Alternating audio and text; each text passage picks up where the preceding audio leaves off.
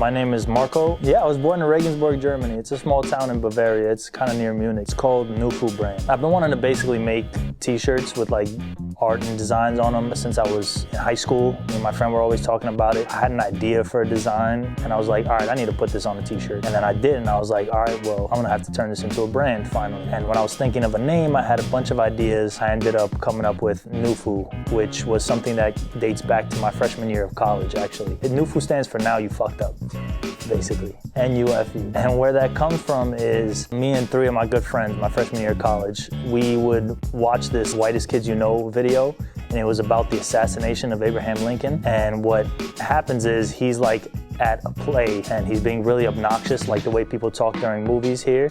He was talking during a play and asking him to rewind it, and some guy basically killed him. But in like the process, there was shit talk, and Abe Lincoln just keeps going, "Now you fucked up," like over and over again. So we started saying that, like imitating the skit. I came up with the abbreviation Nufu. That became a thing we started saying. Someone would like slip on something and fall down and be like, "Ah, Nufu," or something like that. And it actually got to the point where it spread throughout people in our dorm, and then to my good friend, his high school, it spread to, and then like people to the point where people we didn't know, we'd be at a party and someone would fuck something up, someone would say Nufu, and we didn't know who they were. And so like for a little bit, we like created this like little mini slang. So when I was thinking of a name, I kind of like came to this and I was like, I always wanted to turn this into something, so why not? I started Nufu Brand in 2019. It dates back to this game I was playing, DBFZ, Dragon Ball Fighters. It's a 2D fighting game using Dragon Ball Z characters. I was playing it, anytime Anna would walk by hearing me play it, she'd say, shout out to Anna by the way, and she'd say Frida when Frieza was on the screen. And that gave me the idea of this Freezy Kahlo. So I decided to do a drawing combining the two. And so I did this piece where I did like a fusion mashup between them. And then I colored it, and I was really, really hyped with how it came out. And I was like, okay, I gotta put this on a t-shirt. So I found a site that does, and talked to some friends to get recommendations where to go, and I got it printed. And then I was like, oh, well, I always wanted to make a brand, put my art on shirts. Why don't I do that? And so I printed it, I made a couple other designs and came up with the name and just kind of went from there. And also shout outs to my guy Evo for making the website. My biggest motivation honestly is my friends and family, as corny as that sounds. When I did the Freezy Kahlo drawing, just all of them just kept hyping me up and telling me how cool it was and all that stuff. And as I started talking about making it into t-shirts and stuff, they were all so supportive. So just genuinely friends and family who were around me. Most important aspect of my brand, I guess the most important thing is just like creating art that I think is cool and that I'm happy with. Stuff that represents me or my ideas and things like that, but also things that are fun. I'm not gonna try to pretend I'm making some sort of gigantic message or anything like that. The point of the shirts is fun, it's art thing. I want it to be art that's wearable and that people like, and that like you can look fashionable and like fly in, but also some cool cartoons. The most important aspect of drawing is being willing to try things that I'm not sure I'm able to do. And I think this goes for most artists. This isn't like a special to me thing, but like artists oftentimes have their comfort zones, like everyone does in life. And like I found myself, like I had like 1 or 2 characters that I draw all the time because that's what I was comfortable drawing. I didn't do like steps. I used to draw just like I'd take a pen or a marker. I have my formula for drawing that character and I just draw them out. And I was bad at drawing hands, so I'd always draw characters with their hands and feet out of the frame or behind their back or something like that to avoid that and stay in my comfort zone. I took a comic book class at SVA, and because I was drawing a comic, I was forced to draw more characters, more backgrounds and characters in different poses. Not enough. So I'd come in with like a drawing and the class would each week give a critique. And it would be like, yeah, this is cool, but you can make it more dynamic doing more motion, like different angles, not everything straightforward. And so it forced me to do things differently. What I found was things that I couldn't do them just because I wasn't doing them. It wasn't a lack of an ability. And I think that goes for a lot of people. And so I think the most important thing with drawing really is whatever idea you come with, don't limit your ideas based on what you think you can do. It's more come up with the idea and just do it. And there's no right or wrong really with art. There's just doing things. The way you do it isn't the same as somebody else does it, but you do it and you still did it. It's not incorrect. So biggest misconception about doing your own brand is that everyone can do it, and also that not everyone can do it. at the same time. My brand isn't well known. I'm not really in a net profit from it or anything yet, but I'm still technically doing it. It depends on what you define as success. Is it doing something you enjoy and getting your stuff out there and name out there and stuff? Or is it being able to quit your job, make a living off of it? And we'll see. That's to be determined. For me, I think everyone can do it, but also not everyone can. You have to have something you're doing it for, like something you're doing with it. It's not as simple as just making a logo and like, let me just slap my logo everywhere, because you need something to have. It's not enough for your stuff to be cool. It has to stick out, because everyone can do it, so everyone is doing it. But because of that, not everyone can do it, because if your stuff is just like everybody else's, no one's gonna seek you out. Why would I buy your shirt over this one? What are you doing different than like the brands that are in the stores? You know, so that's kind of, I guess, the misconception. And I guess similarly with art, I think everyone can do it, but I think one of the biggest misconceptions is that there's such a thing as objectively good art, or like a right versus wrong way to do things. Like I said a little earlier, you look at Picasso versus like Takashi Murakami, for example, drastically different style of art.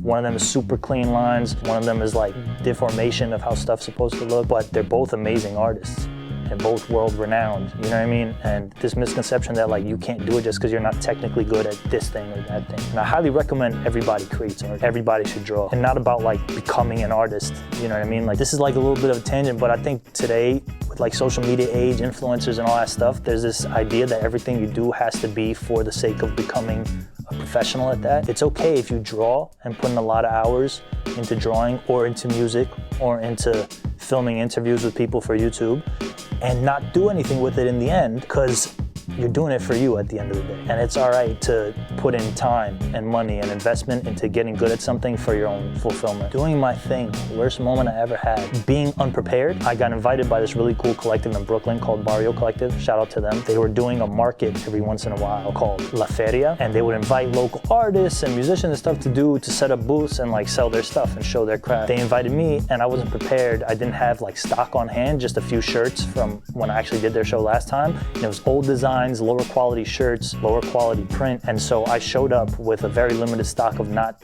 my latest designs, not my best stuff. And so I showed up and I had a good time. Their event was great, but I didn't get a lot of attention from a lot of people just because I didn't have like the stuff to show. So I guess the worst thing is being unprepared for opportunity. You know, there's that saying, luck is when preparation meets opportunity, and I just wasn't ready. I've done a lot of work to making sure I'm prepared from now on. If someone hits me up and says, yo, there's a show tomorrow, like come bring clothes, I'll have it ready. So staying ready for sure. And then the worst thing with art, I mean, there's lots of moments where someone tells you your shit sucks, which is no fun. The worst is honestly losing one of your best pieces. When I was 17, I was at the Pratt pre-college program in the summer. There was a project we had for our fine arts class. The theme was inside out. So you had to do a piece. You could do sculpture, drawing, painting, whatever. It had to be inside versus out. And so I came into class, I did this charcoal drawing late at night, and it was like a face, and half of it was skull, half of it was just the face. It was an unremarkable drawing, whatever. And people were bringing it. It wasn't due that day, but it was kind of like the process. And a lot of people brought some cool stuff. I remember one person, they peeled an orange and then put the peel back on reverse, like inside out, which was interesting. The teacher basically told me that my piece was too simple of a solution. Like this was like, okay, skeleton, whatever. So I went back, I was like sitting that night in the kitchen in the dorm room that I was staying at, and I was heating up a Hot Pocket. And I looked at the box of the Hot Pocket. I saw the photo of the Hot Pocket that's like the cross section, and you have the like gooey stuff dripping out, delicious, gourmet. And so I'm looking at that and I'm like, I'm gonna draw this. And I wasn't good with markers. I had a set of Copic markers. I was still learning to use them, but I did a pencil drawing. I started just trying to like just color, and it turned out amazing. It was like photographic. It's to this day probably one of the best realistic drawings I've ever done. And I got so much praise for that, and I turned that in, and that got me like a A on the project. And then I lost that sketchbook that had that in it like the next week. I tried to recreate that drawing drunk, and I failed. But yeah, that's probably my biggest like art loss. I still wish I had that drawing, like I could look at it. No, I mean, like I could maybe do it again, but there was just something about like spur of the moment, like, you know, whether you play basketball, you do art, you do music, you have those moments where like you do something that's beyond your skill level for a moment, and like, cause it's in you, but like you have those moments where like, you know, a shitty basketball player sometimes will play an amazing game of basketball. Like a person who's a good musician will sometimes have that one show that's just like way better. You're learning, and then that drawing, I was not that level of artist yet, and that was beyond my skill level, at least at the time. And so it was one of those moments where, whoa, I outdid myself. That's why it was like kind of hurt to lose, but like, it's all good. Best moment I ever had, well, the story just now about the Hot Pocket is probably one of the highlights of like the art part of it. So that covers that. But as for clothing, I grew up on Atlantic Avenue in Brooklyn. Moved there in '96. I was on the corner of Atlantic Ave and Henry Street. The last Sunday of every September, they had a giant street fair. I believe it's the biggest street fair in Brooklyn. It's called Atlantic Antic, and it runs from the water by Columbia Street on Atlantic Avenue all the way to Barclays Center area. Every year I've been going there, and what it is, it's not just like the typical thing. Of course, they have their usual like food stands, whatever, but they have like all the restaurants in the neighborhood have their own stand. There's a lot of live music, less now than before, but there used to be a ton of live music there. And people sell their art, shirts, toys, stuff like they make, you know?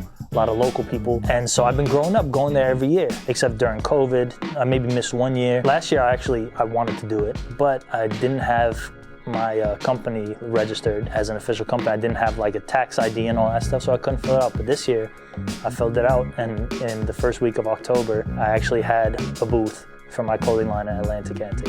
And it was cool to be able to be part of this big fair that I grew up always kind of dreaming to be part of somehow. I got to do it, and like a lot of my friends, my whole family came out and supported. A lot of people I hadn't even seen in years stopped by to buy a shirt and say what's up. It was really an awesome day. One of the most fun days I've had in a long time. Definitely the highlight of my Nufu career so far. Have fun.